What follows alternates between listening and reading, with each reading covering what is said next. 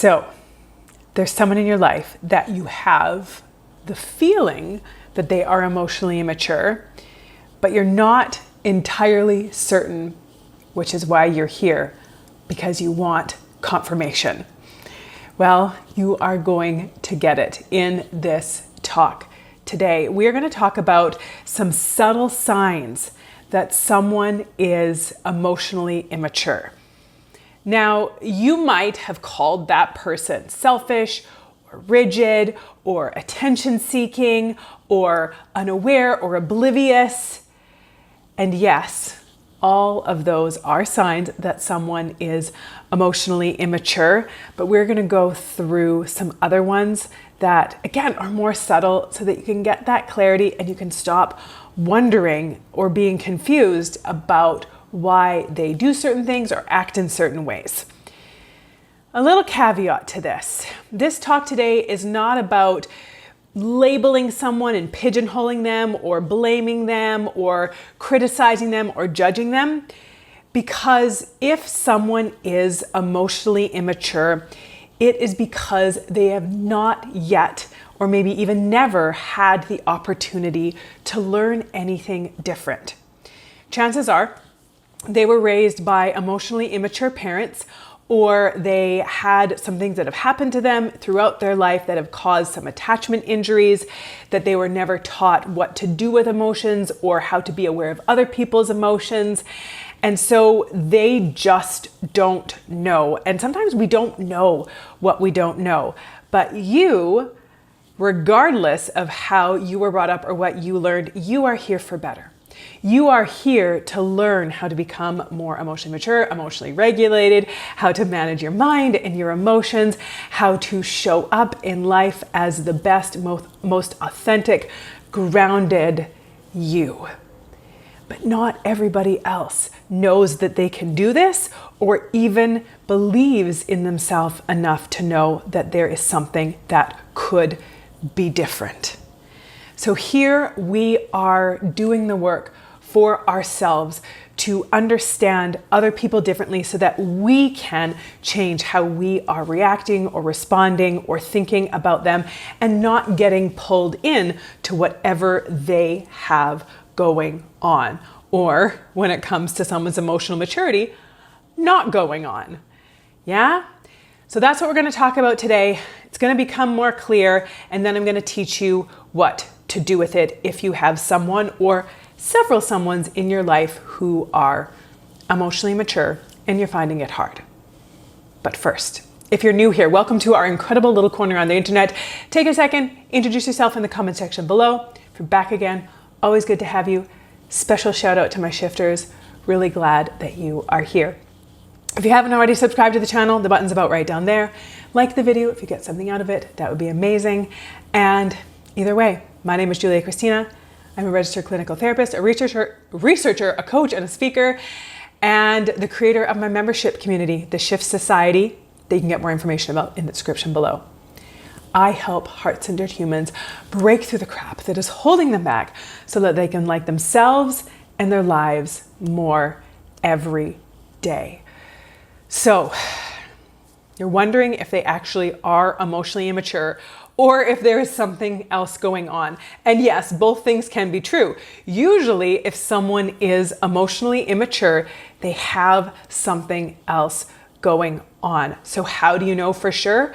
These are 10 subtle signs that are backed by research that are clear indications that if someone has several of these, then they are lacking the emotional maturity, likely because I said they never learned how to build it.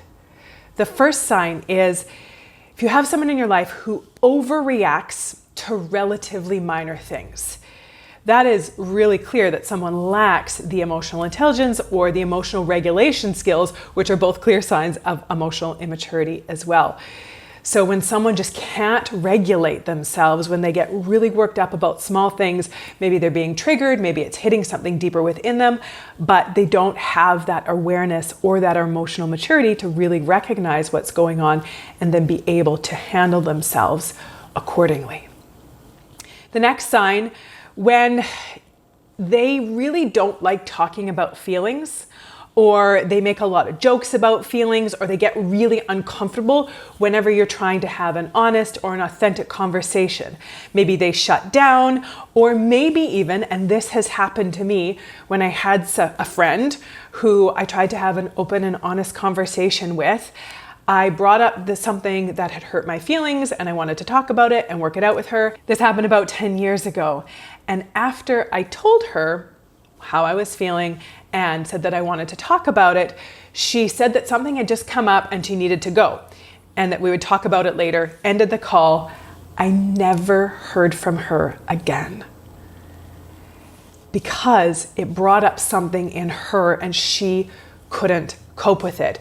Having an open and honest, real conversation with a friend was something that she could not handle. And so instead of me being all upset and offended by this person that just ghosted me, I had to recognize that she couldn't cope with that. And that was because of her lack of emotional maturity for whatever reason, but that wasn't something that she had. And so she couldn't do it. So if you have someone in your life that they get very uncomfortable, that they get very avoidant, or that they make jokes or sarcastic or silly whenever you're trying to have an open or honest, authentic conversation, know that that's just because there's anxiety coming up in them, that's triggering something in them, and they don't have the emotional regulation skills or the emotional maturity in order to know what to do with themselves when that happens.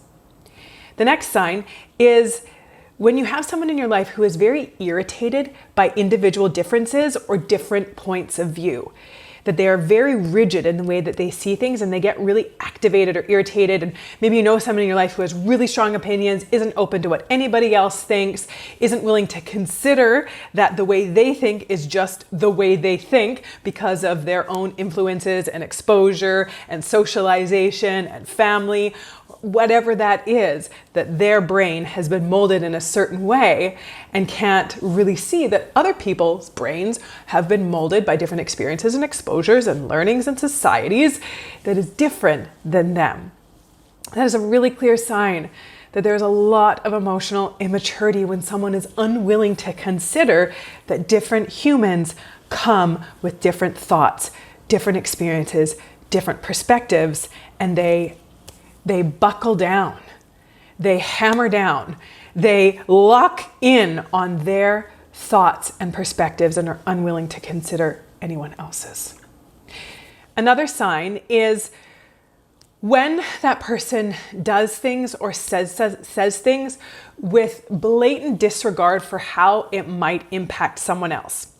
Now, I'm not talking about those times where someone might say something that was accidentally offensive or insensitive and, you're like, they probably just don't know, or I wonder if they really meant it like that, or, maybe I misunderstood, or they didn't know that was going to be something that hurt my feelings, when there is a little bit more of that, like, room for movement. But when you know that person just completely oblivious to how their words or actions are affecting anyone else, and this is a recurrent pattern, and everyone maybe around you or you yourself are just like, what, how do they not know?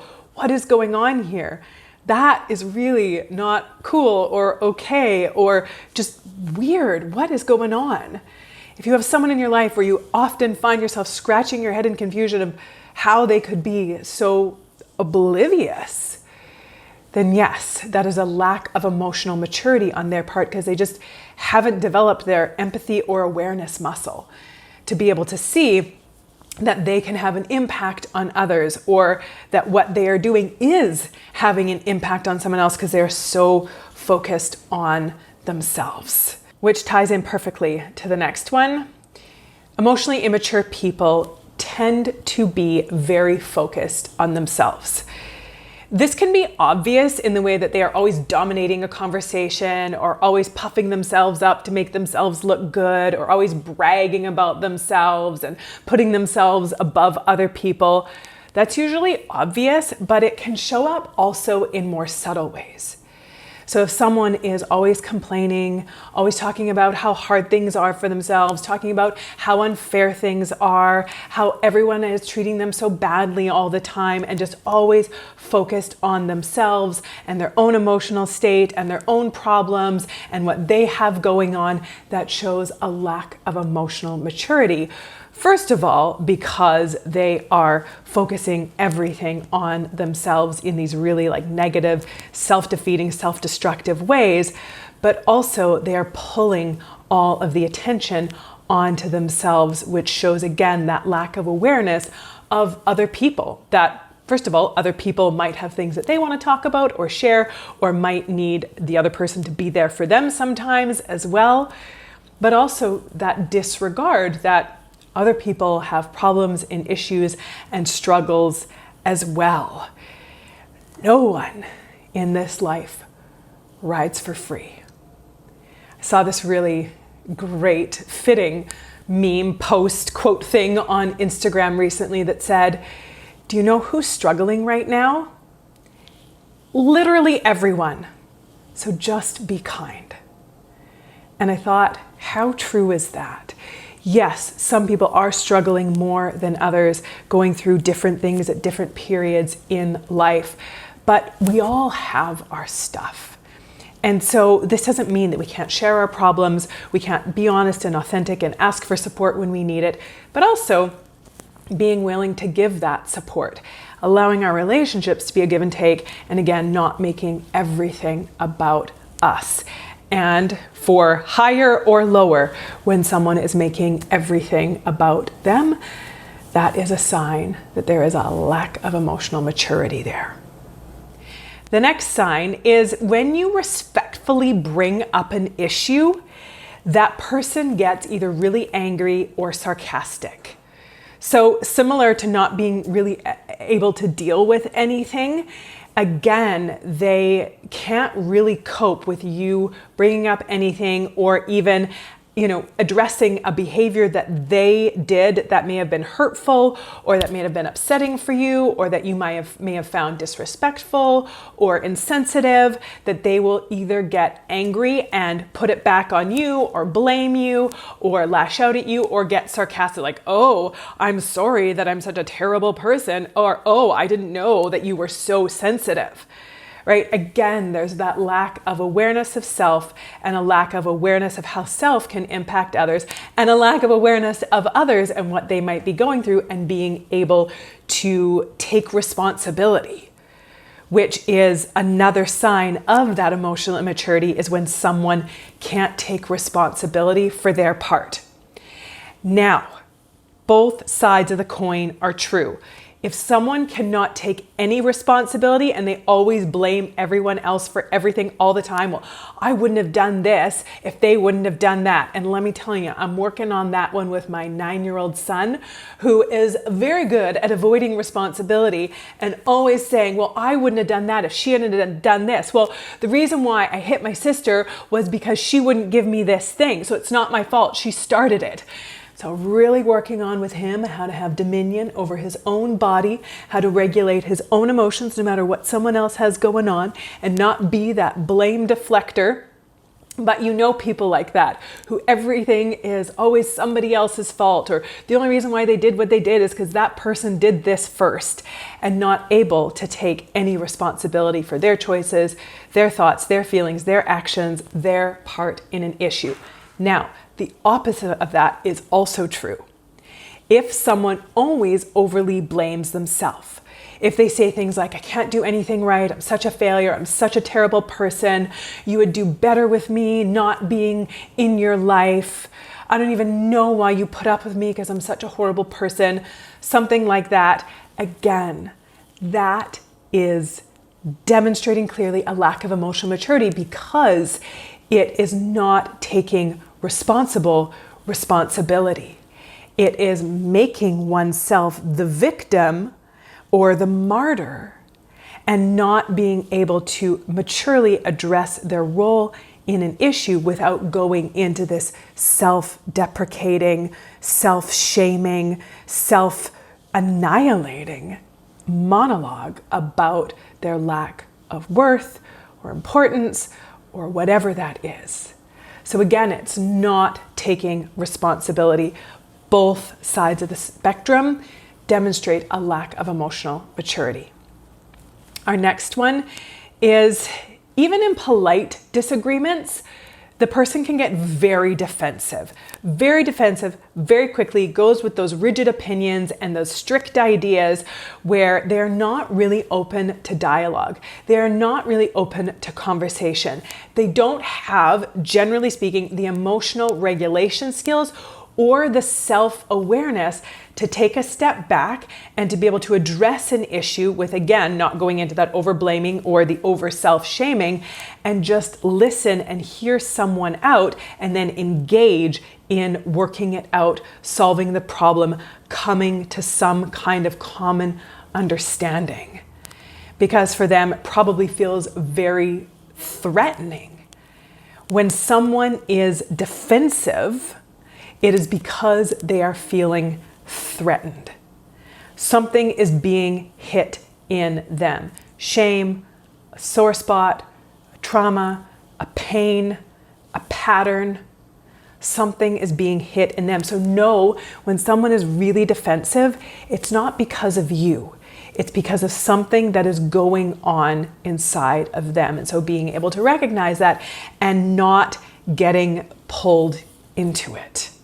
Another sign is that if they are a very black and white thinker, my way or the highway, this is right, this is wrong, no capacity for new ideas, no openness or willingness to consider different perspectives.